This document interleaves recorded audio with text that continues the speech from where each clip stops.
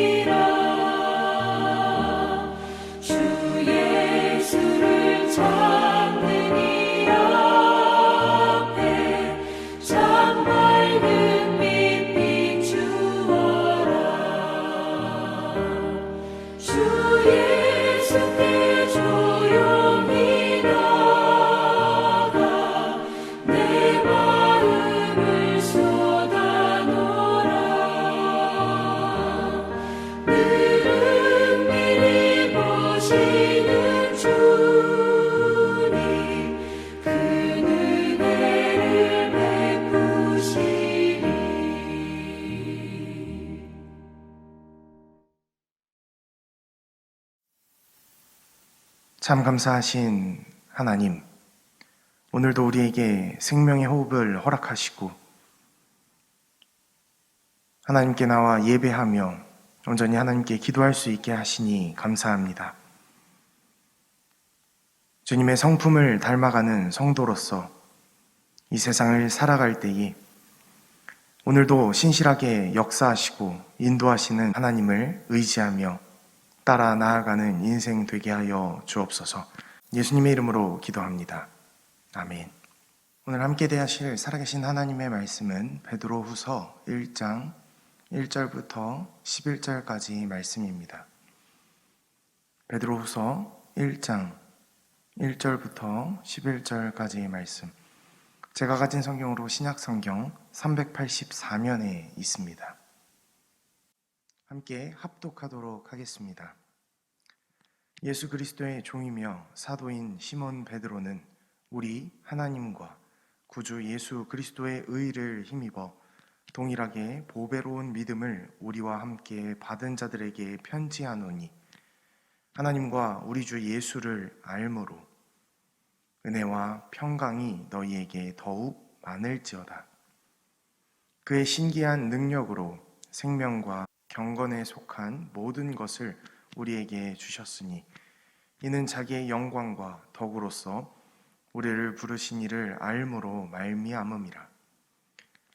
이로써 그 보배롭고 지극히 큰 약속을 우리에게 주사 이 약속으로 말미암아 너희가 정욕 때문에 세상에서 썩어질 것을 피하고 신성한 성품에 참여하는 자가 되게 하려 하셨느니라.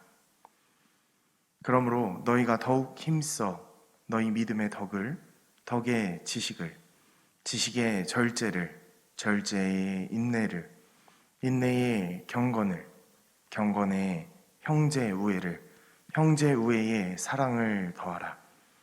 이런 것이 너희에게 있어 흡족한즉 너희로 우리 주 예수 그리스도를 알기에 게으르지 않고 열매 없는 자가 되지 않게 하려니와 이런 것이 없는 자는 맹인이라 멀리 보지 못하고 그의 옛 죄가 깨끗하게 된 것을 잊었느니라.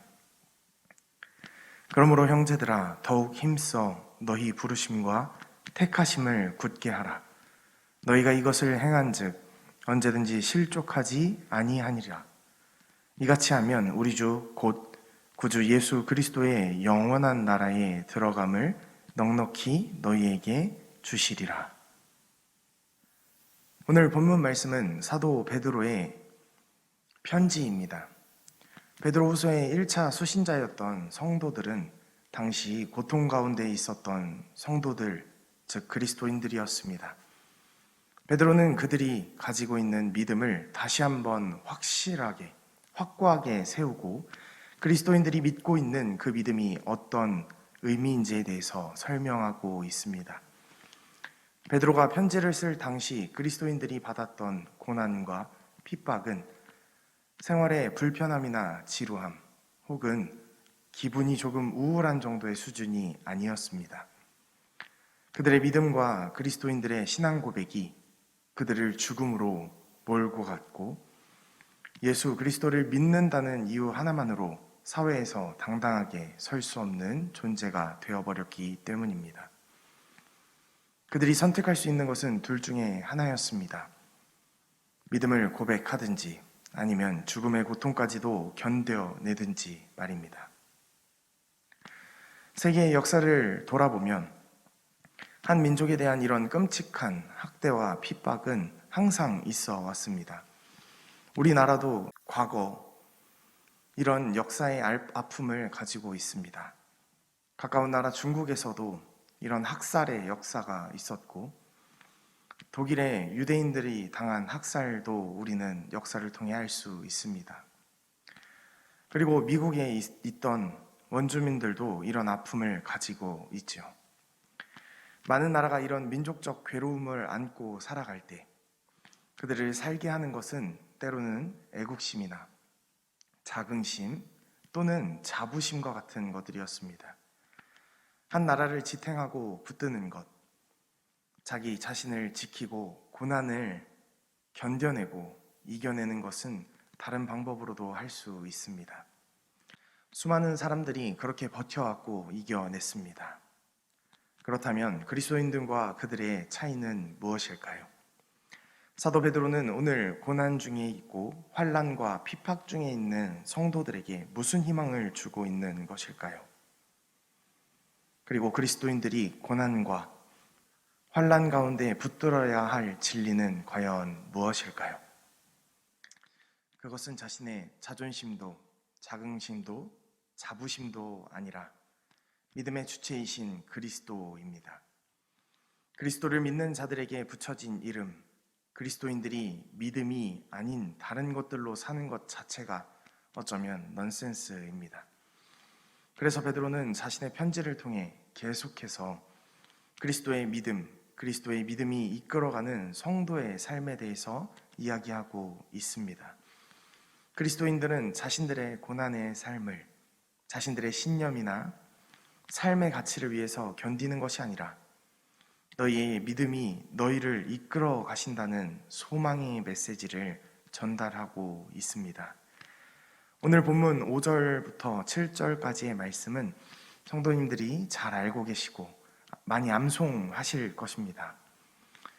그러므로 여러분은 열성을 다하여 여러분의 믿음의 덕을 더하고 덕에 지식을 더하고 지식에 절제를 더하고 절제에 인내를 더하고 인내에 경건을 더하고 경건에 신도 간의 우애를 더하고 신도 간의 우애에 사랑을 더하도록 하십시오. 이렇게 말하는 베드로의 권면은 믿음으로 살아가는 그리스도인들의 지표가 됩니다. 베드로는 성도들에게 썼던 믿음, 덕, 지식, 절제, 인내, 경건, 우애, 사랑이 하나님의 성품이라고 4절 말씀에 이야기합니다. 믿음에서 시작된 우리의 삶에 덕이 더하여지고 지식이 더하여지며 지식이 더하여졌을 때 절제가 더하여지고 인내와 경건과 우애 그리고 사랑이 더하여지게 되는 것입니다. 믿음에서 시작된 성도들의 삶이 점차 그런 방향으로 나아가게 되는 것이죠. 이 새벽에 하나님을 예배하시는 성도님들은 어느 단계까지 오신 것 같으십니까? 어떤 분들은 중간, 어떤 분들은 그래도 많이 갔다 생각하십니까? 핵심은 우리가 아직 완성의 단계까지 가지 못했다고 절망하지 않으셔도 된다는 사실입니다. 그 누구도 베드로 사도가 이야기했던 그 완성의 단계까지 갈 수는 없습니다. 다만 우리는 이 땅을 사는 동안 그 자리까지 신실하게 인도하신 하나님을 의지하며 성화되어져 가는 성도입니다. 그 약속을 베드로는 오늘 본문 1절부터 먼저 설명하고 있습니다. 베드로후서 1장 1절 말씀입니다. 예수 그리스도의 종이며 사도인 시몬 베드로는 우리 하나님과 구주 예수 그리스도의 의를 힘입어 동일하게 보배로운 믿음을 우리와 함께 받은 자들에게 편지하노니. 1절을 통해 베드로는 자신의 믿음의 고백을 명확하게 드러냅니다. 1장 1절부터 4절까지 나타난 베드로의 고백이 어떠한 방향으로 흐르는지 주목하시기 바랍니다. 1절에 나타난 우리 하나님과 구주 예수 그리스도의 의를 힘입어서 또 우리 믿음과 같은 귀한 믿음을 받은 이들에게 2절 말씀해 보니까 하나님과 우리 주 예수를 알므로써 3절에는 그의 권능으로 우리에게 주셨다 말합니다. 이어서 하나님은 우리를 부르셨다 말씀하고 있고 그의 영광과 덕을 누리게 해주신 분이 있다 말합니다. 그리고 4절에는 그는 이 영광과 덕으로 귀중하고 아주 위대한 약속을 우리에게 주셨다 말합니다. 마지막 부분을 보니까 하나님의 성품에 참여하는 사람이 되게 하시려는 것까지 베드로가 표현하고 있는 이 모든 표현들은 모두 수동태입니다. 우리가 하나님께 결의와 결단을 가지고 나아가고 달려가는 것이 아니라 하나님이 먼저 우리에게 부어주셨다는 고백을 하고 있는 것입니다. 하나님과 그리스도의 의가 우리에게 덮였고 하나님이 믿음을 주셔서 받은 것입니다. 그리고 우리로 하여금 예수를 알게 하셨고 권능을 우리에게 주셨습니다. 우리를 부르셨고 누리게 하셨고 약속들을 주셨습니다. 이 모든 것은 다 하나님으로부터 시작되어 우리에게 부어진 은혜입니다. 사도 베드로는 고난 가운데 있는 성도들을 알고 있었습니다. 그들이 죽음의 위기 앞에, 아니 차라리 죽는 것이 더 나을 수도 있을 만큼 고통스러운 고문과 핍박의 위기 앞에서 그리스도인들이 어떤 마음으로 있을지 베드로는 잘 알고 있었을 것입니다.